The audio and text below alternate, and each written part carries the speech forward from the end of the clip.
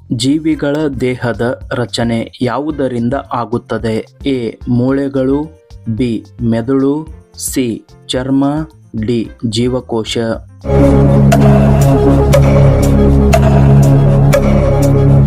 ಸರಿಯಾದ ಉತ್ತರ ಡಿ. ಜೀವಕೋಶ. ಮನುಷ್ಯನು ಯಾವ ಅಂಗದಿಂದ ಉಸಿರಾಡುತ್ತಾನೆ? ಎ. ಮೂಗು, ಬಿ. ಶ್ವಾಸಕೋಶ, ಸಿ. ಬಾಯಿ, ಡಿ. ಚರ್ಮ.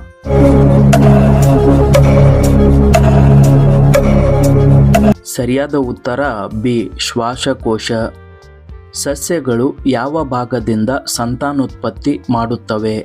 ಎ. ಎಲೆ, ಬಿ. ಬೇರು, ಸಿ. ಹೂವು, ಡಿ. ಬೀಜ ಮತ್ತು ಕಾಂಡ.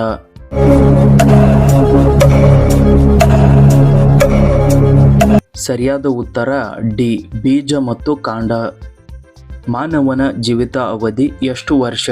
ಎ. 70ರಿಂದ 80 ವರ್ಷ, ಬಿ. 150 ವರ್ಷ, ಸಿ. 20 ವರ್ಷ, ಡಿ. 50 ವರ್ಷ.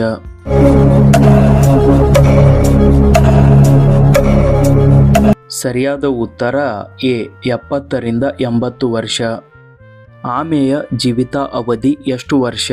ಎ. 120 ವರ್ಷ, ಬಿ. 100 ವರ್ಷ, ಸಿ. 150 ವರ್ಷ, ಡಿ. 200 ವರ್ಷ.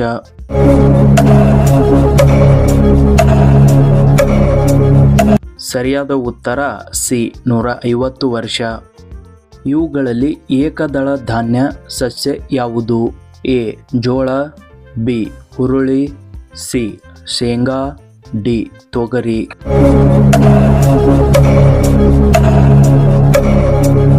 ಸರಿಯಾದ ಉತ್ತರ ಎ. ಜೋಳ.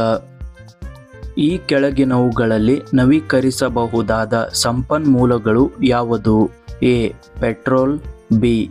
ಗಾಳಿ, ಸಿ. Diesel, D. ಕಲ್ಲಿದ್ದಲು.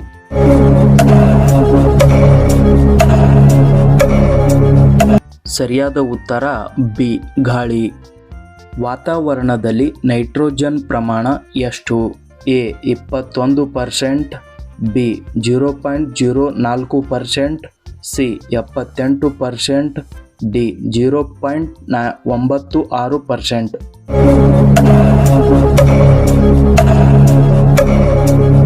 ಸರಿಯಾದ ಉತ್ತರ ಸಿ. 78%. ಭೂಮಿಯು ಎಷ್ಟು ಭಾಗ ನೀರನ್ನು ಹೊಂದಿದೆ?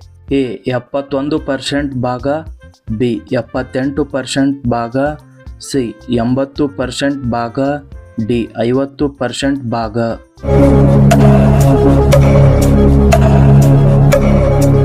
ಸರಿಯಾದ ಉತ್ತರ ಎ. 71% ಭಾಗ.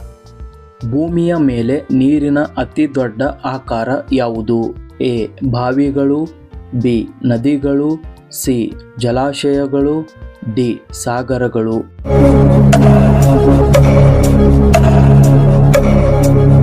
ಸರಿಯಾದ ಉತ್ತರ ಡಿ. ಸಾಗರಗಳು. ನೀರು ಯಾವ ರೂಪದಲ್ಲಿ ಕಂಡುಬರುತ್ತದೆ? ಎ. ಘನ, ಬಿ. ದ್ರವ, ಸಿ. ಅನಿಲ, ಡಿ. ಯಾವುದೂ ಅಲ್ಲ.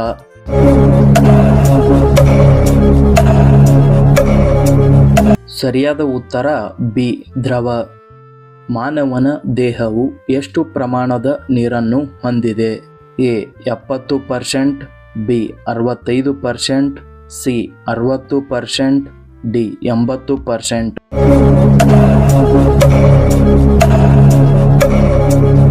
ಸರಿಯಾದ ಉತ್ತರ ಎ. 70%. ಶಕ್ತಿಯನ್ನು ಕೊಡುವ ಆಹಾರ ಪದಾರ್ಥಗಳಿಗೆ ಏನೆಂದು ಕರೆಯುತ್ತಾರೆ? ಎ. ಪ್ರೋಟೀನ್ಗಳು, ಬಿ. ಕೊಬ್ಬುಗಳು, ಸಿ. Carbohydrate, D. ವಿಟಮಿನ್ಗಳು.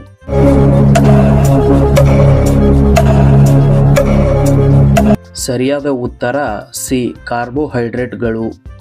ನಮ್ಮ ಕಣ್ಣು ಮತ್ತು ಚರ್ಮವನ್ನು ಆರೋಗ್ಯವಾಗಿ ಇಡಲು ಯಾವ ವಿಟಮಿನ್ ಅವಶ್ಯಕತೆ? A. Vitamin A, B. Vitamin D, C. Vitamin B, D. Vitamin C.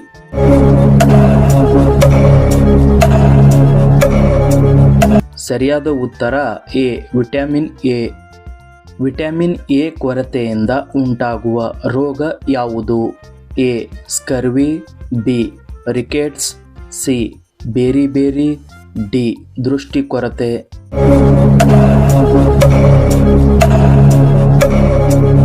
ಸರಿಯಾದ ಉತ್ತರ ಡಿ ದೃಷ್ಟಿ ಕೊರತೆ.